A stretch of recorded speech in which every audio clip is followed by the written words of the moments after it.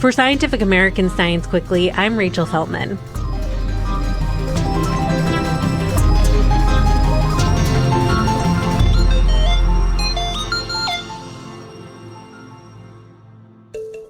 How are you doing today, listeners? Would you say that you're flourishing? I'm guessing you probably wouldn't unless you have a particularly florid vocabulary. But researchers are increasingly focused on the idea of human flourishing, a multifaceted measurement that aims to take a holistic look at our collective well-being. Basically, humans who are flourishing aren't just happy.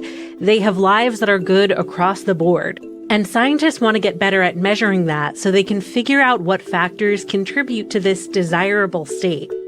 Today's guest is Victor Counted, an associate professor of psychology at Regent University in Virginia. He's also a faculty affiliate at the Human Flourishing Program at Harvard University and part of the team behind the Global Flourishing Study, a 5-year longitudinal survey of more than 200,000 individuals from 22 countries. Thank you so much for coming on to chat with us today. Thank you. I'm really honored to, be here. So tell me about the concept of flourishing. What does it mean to researchers? I think it means kind of different things. In the past, some people might call it a well-being. Some could also say it's a quality of life. But I think it's kind of a construct that have been studied for centuries. But essentially, I think it's about how aspects of a person's life is good, right? But the flourishing dimension emphasizes the need to think about the context, how aspects of our life are good in relation to our environment, and which I think is very important. That extension or that definition allows us to think about flourishing as something that is multidimensional, that involves different things. Let's say with a PAMA model, positive emotion, engagement, relationship, meaning an accomplishment. You could talk about flourishing from that lens. But also, I think the current framework that we're using, the one from Tyler Vandervelde, I think it's more comprehensive in the sense that it goes beyond just positive emotions and, idea of relationship to touch on things like happiness and life satisfaction as a dimension, meaning and purpose as a dimension, character and virtue as a dimension, physical and mental health as a dimension, social relationships as a dimension, but also financial well-being or stability. And so when you take that multidimensional approach, it allows you to think about flourishing as something that encompasses different aspects of life, particularly the idea of meaning and purpose, which really it's not often talked about within the broader definition of flourishing. You could talk about these dimensions of flourishing. It's also important to think about what some might even call, let's say, pillars of flourishing or pathways of flourishing. Currently, one of the things we've done is to identify at least 4 pathways. One is work, the other is family, the other is education, and the last part would be religious communities. And when we think about this, and in each particular culture or context, the pathways to flourishing would differ.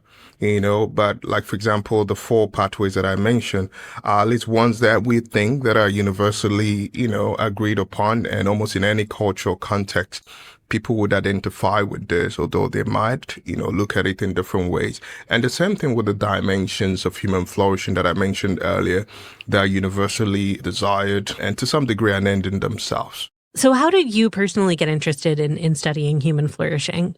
I did my PhD. I looked at adult attachment and health and quality of life outcomes. And when I did this, I knew I was always interested in health and quality of life and well-being construct. And during the time that I was studying this, I kind of got involved and started collaborating with a colleague that was a part of the Human Flourishing Program. And, I kind of came to the realization that all the things that I've actually been studying, it's actually about human flourishing. That's really what drives it.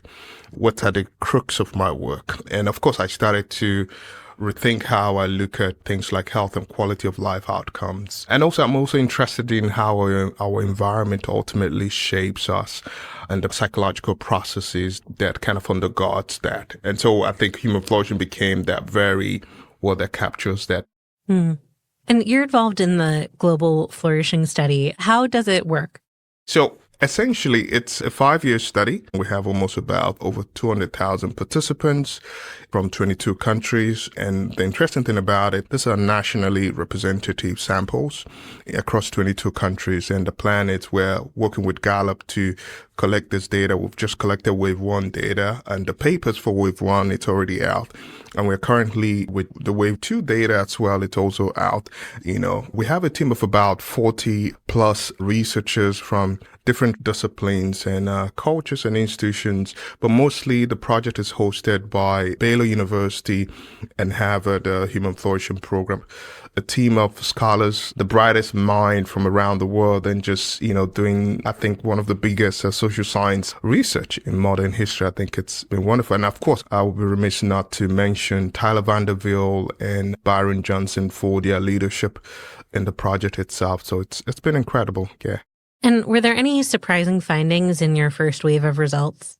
Yeah, we actually got some really interesting findings. One of them that really stuck out most would be the fact that young people are struggling with, especially when you compare that to the past. That's a U-shaped well-being curve that is often used to talk about well-being and how it develops or evolves over a lifespan. But one of the things that we found was that is not really what is happening. We find that young people were not as much flourishing as we had anticipated or hoped. Of course, that could be due to a number of reasons. Some would say that it's due to COVID-19, the impact of that. Some would also say the mental health challenges, even financial insecurity that came as a result of COVID, but also the loss of meaning as well. It's also a part of that. And most of the individual papers in the study would point to some of those things, But I think that overall, the disruption of the U-shaped traditional curve of well-being, it's one thing to pay attention to. And what that simply means now is the fact that the curve itself is flat until about 50 years old. And that has huge implications for the mental health of young people and policies that shape that. The other finding was also, it's not necessarily surprising, the fact that married people and those that were in relationship, they were flourishing better compared to those that were not. And of course, we can get a sense of why that is the case because of the fact that they're in supportive relationship and the social connection that they have in those relationships kind of, helps or fuel or drive or sustain their well-being.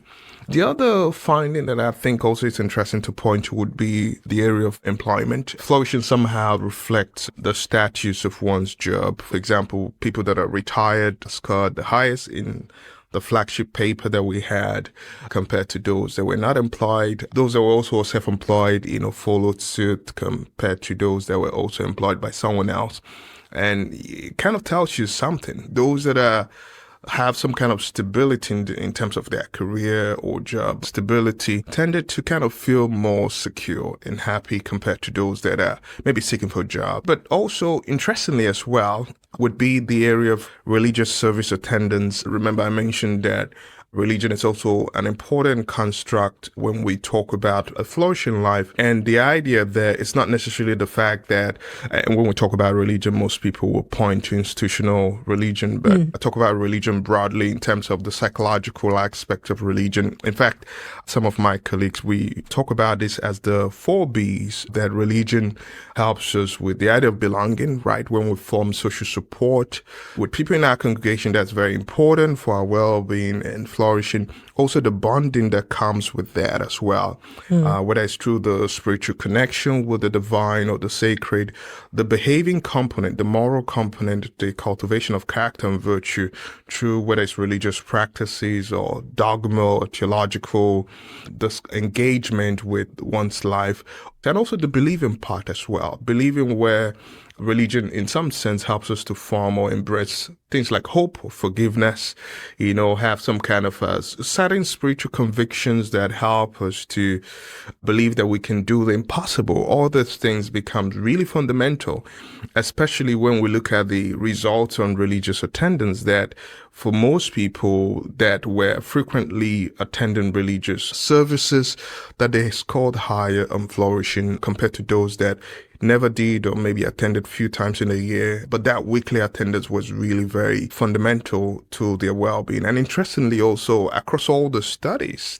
all the individual papers, I'm talking about almost 100 papers, individual papers, is still pointing to the same thing, regardless of the culture, regardless of the context, even in secular contexts like Sweden, that was also very interesting. But I do want to say this though, because some people who actually attended religious services also reported more pain and suffering, which is kind of interesting as well. And, we could think about why might be the case. In some sense, we know that religious communities would often provide support for people during hard times. And most people are drawn to whether it's a religious community of faith because they are seeking some kind of relief for their suffering or pain. But also, theologically, for most people, the way they conceptualize suffering, it's also very different as well. Suffering could be something that is part of an embodiment of one's faith, so the fact that they are suffering doesn't necessarily mean they're not flourishing, if that makes sense. So that, kind of interesting. But beyond this, we also try to look at some of the childhood predictors or experiences that kind of predispose one to a flourishing life when they're adults. Of course, people that had excellent health at a very young age, we noticed that they were flourishing as adults. Again, people that were attending religious services at a very young age, at the age of 12, for example, were flourishing as adults. People that had good relationships with their mother or their father, we saw them flourishing as adults. But interestingly, though, we noticed those that their parents were divorced were not as much flourishing, as adults. And the same thing with those that were exposed to abusive relationships, whether it's physical or sexual, were also really quite struggling to flourish. And also those that grew up in financially difficult household, families that were struggling financially, we saw them also struggling to flourish later at adults. Now, what this tells us is that flourishing is a lifespan thing, right? And so the way we raise our kids, the early experiences that we have ultimately become the foundation that kind of shapes what a flourishing life would be, and this have implications in many ways, I think. Yeah. And how were the United States results in the beginning of the Flourishing Study? Yeah, I think we found some, particularly with most of the Western context, we found some sort of interesting findings.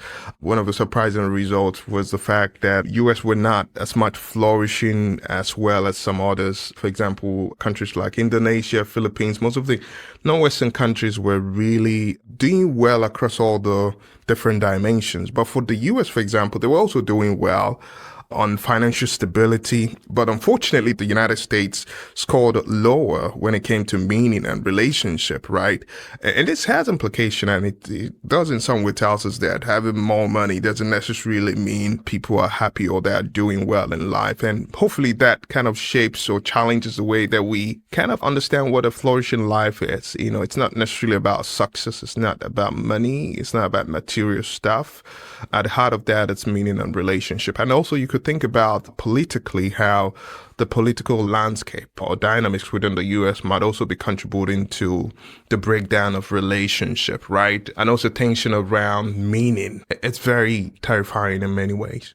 So you've talked about, some of the factors that might be out of our control or might be systemic that impact flourishing. But to wrap us up, what about things that we can control? What are your takeaways in terms of what our listeners should learn from the Flourishing Study? One of the challenge, I guess, or limitation rather, from the Global Flourishing Study, I think is the fact that most of the things that we studied, we did it from an ethic lens. We took an ethical approach, which essentially meant that we were looking at it universally, right? One of the things that can help us to better understand some of these findings would be the need to kind of take a more emic, context-sensitive approach where we're looking at individual cultures and societies to ask the question around why are they scoring this on that, what might be happening, what are the underlying contextual factors that might be shaping what is happening in this context.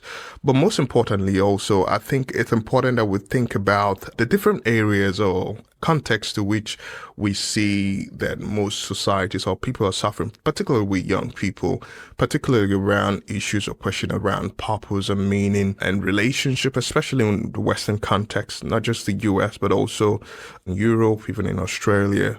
The question around meaning and purpose, how can we create initiatives or support research or ideas that can help us accelerate and promote really the pursuit of meaning and purpose? I think that will go a long way in helping people to flourish and do well. And really also, I think this study is just a starting point. It's kind of opened a door for more studies to kind of engage some of these ideas and topics. And my hope is that, somehow we can come to the point where we can start to think about what would a flourishing goal look like for this community, for this context, or this particular continent or country, right? And as we start to talk about that, it also means that it challenges the way that we look at what does flourishing look like for us? And to understand that, it has to be context sensitive. Not just that, also it has to kind of focus on the values, the things that we value, and start from there to kind of make changes and define what really shapes us and make us happy. Thank you so much for coming on to chat today. This has been really interesting. Thank you so much. That's all for today's episode. We'll be back with our usual news roundup on Monday. Before you log off for the weekend, we'd be super grateful if you could take just a minute to fill out our listener survey. We're looking to find out more about our listeners so we can keep improving science quickly. If you fill it out during the month of May, you'll be eligible to win some awesome Scientific American swag. So head over to sciencequickly.com/survey while there's still time. Thanks in advance.